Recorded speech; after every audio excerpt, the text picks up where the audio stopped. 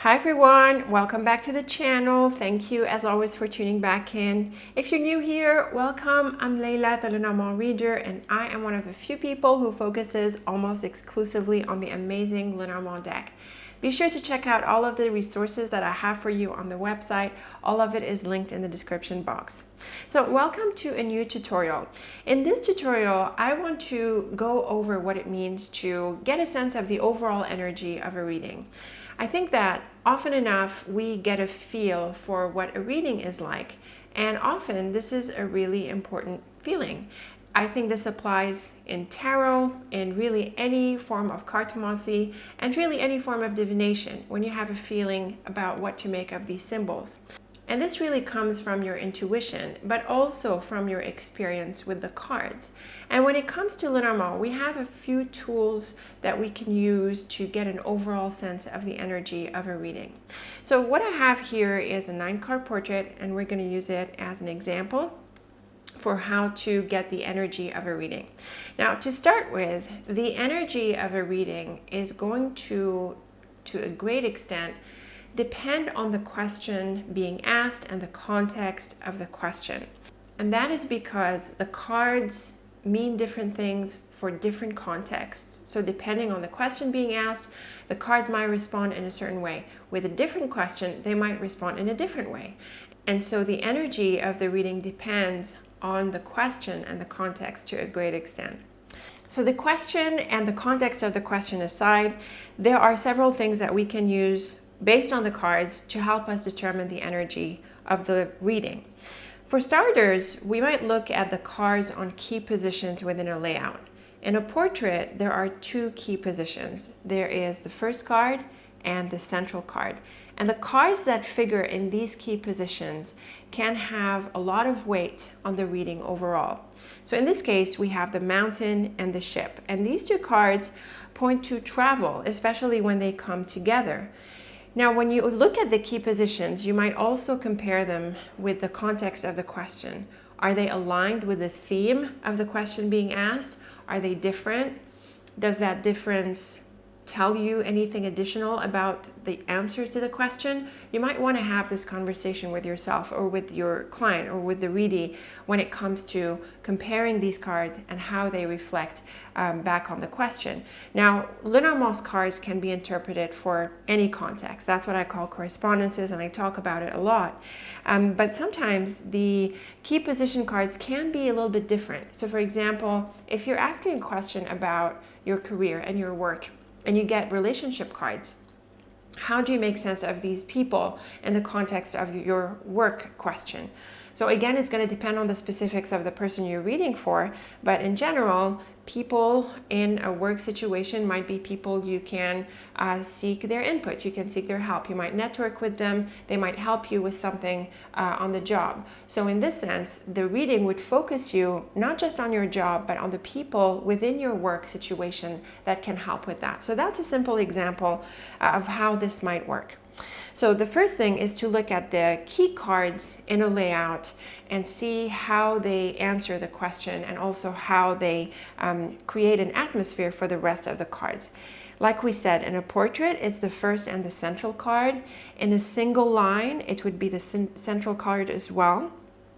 In other layouts, there can be other kinds of structures or other key cards that you can use to get a sense of the energy of the reading. In the Grand Tableau, for example, the first 3 cards on the top left of a tableau often help set the tone for the rest of the reading. There are also central cards in a tableau. We might look at the corner cards also for how the overall framework of the situation plays out.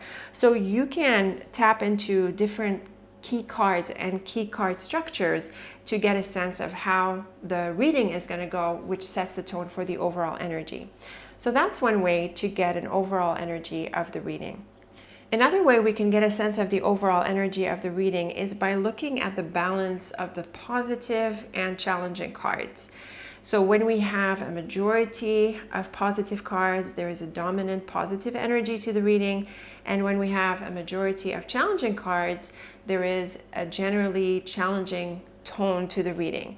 Of course, it's going to come down to the cards, but more often than not, when we have more positive than challenging cards, it's overall positive, and vice versa. So when we look at this example here, there are quite a few challenging cards. We have the clouds, we have the snake, and we have the bird, which is not always challenging, but because there are nearby challenging cards, this can come out. And we have the mountain, which can sometimes be challenging as well, especially when there are other challenging cards. So cards that are mainly challenging tend to bring out the other challenging aspects of cards that are prone to being challenging. So again, this combination element is very important in the Lenormand spread. And the bear in this reading might be a little bit challenging because the bear has a potentially challenging aspect, which is mainly the aspect of dominance and the idea of being overbearing and also competition. And so when we see it with other challenging cards, that aspect can come through. So we have three or potentially four, potentially five challenging cards in this reading, which tells us that overall there are going to be some obstacles, some issues to get around. Something else that stands out in this portrait is the relationship aspect. So we have relationships suggested in each of these cards of this column.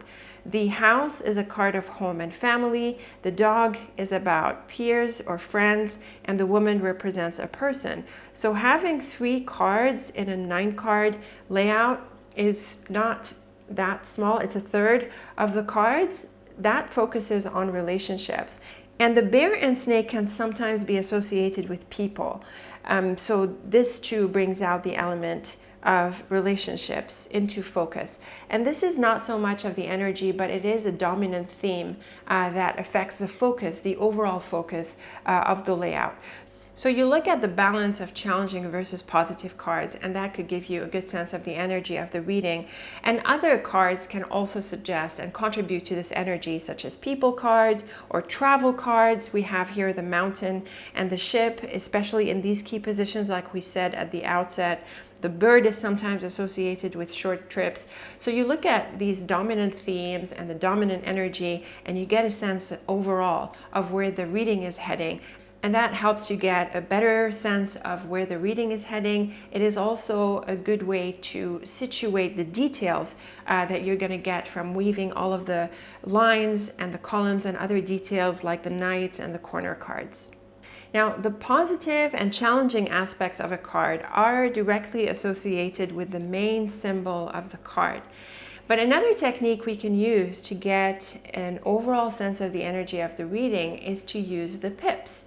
Now, the pips are the 7 of diamond, the 10 of spades. They are the playing card associated with each of the Lenormand cards. And I've covered this pip element of the Lenormand cards in different resources. I've done videos. I also have blog posts. I'm going to link all of it for you to refer to. But it is not as used as the symbols in order to make sense of the cards. I also find that different authors have different preferences about how much they use the pips. Caitlin Matthews, for example, has a lot to say about the pips. She has a lot of information about it. I've also covered her deck and her work, and I will link those for you to refer to as well. So the pips in the Lenormand deck are quite special. They have a few unique features. For starters, because we have only 36 cards in the Lenormand deck, we don't have the full pip series. We have the ace, we have numbers 6 through 10, and we have the jack, queen, and king. And that's because we have 36 cards and not the full 52 deck. Another unique feature of the pips in Lenormand is that the challenging suit in Lenormand's cards is not the suit of spades, which corresponds to the suit of swords in the tarot deck. In Lenormand, the challenging suit is the suit of clubs. So these are some pretty unique features of the Lenormand pips. Now, these aside, you can still use the pips in a general way and also the pip numbers to get a sense of the overall energy of a reading. So like we said, the clubs tend to be the challenging suit. It also refers to responsibilities and complications and burdens and obligations and things like that. The suit of spades is about business, work, and activity. It's about discipline and responsibility. The diamonds are like the earth element, the pentacles. They have to do with enterprise and money and dynamism. And then the hearts are like in other suits, like the tarot cups, which also corresponds to the hearts. It corresponds to emotions, feelings, relationships, and those sorts of areas. So you can use the pips in order to get a sense of the overall energy of a reading in Lenormand. In this example, we have 4 clubs. We have the 8 of clubs, which is the mountain, the king of clubs, which is the clouds, the queen of clubs, which is the snake, and the 10 of clubs, which is the bear. So it is the dominant theme because we have the most cards in this suit. And then we have a couple of spades, a couple of hearts, and 1 diamond. So the clubs are the dominant suit in this reading, and the clubs are associated with challenges, and we do feel from these readings that it is overall challenging. And we saw that from the challenging cards, mainly the mountain and clouds and also the snake. And we suggested that the bear can potentially be challenging because of what surrounds it, and also the bird, which can be a bit of an anxiety-causing card, even though it is not a club. So the pips can come in pretty handy to get an overall sense of the energy of a reading, and I do think it is one of the better ways to use the pips in a reading. On this note, I want to let you know that I have a free resource that is dedicated to the pips. It's called the Pip Combinations Worksheet. You do want to download this right away and see what the clubs, the hearts, the diamonds, and the spades mean. And I also cover what the individual numbers mean and the court card means. And in this worksheet, you can combine a number with the suit and see what you come up with to train your interpretation skills. On this note, we can also look at if there's a dominant number or a dominant court. So in this case, we have 3 tens, and there are ways to interpret card multiples. I do offer this in the course. I have a worksheet for it, and I think some other authors have covered specific multiples interpretations, and I believe it is Caitlin Matthews. But in general, the 10 refers to connections and guidance and mentorship. And what is interesting is that we have the bear and the dog in here. And typically the dog is a card of the junior and the bear is a card of someone senior.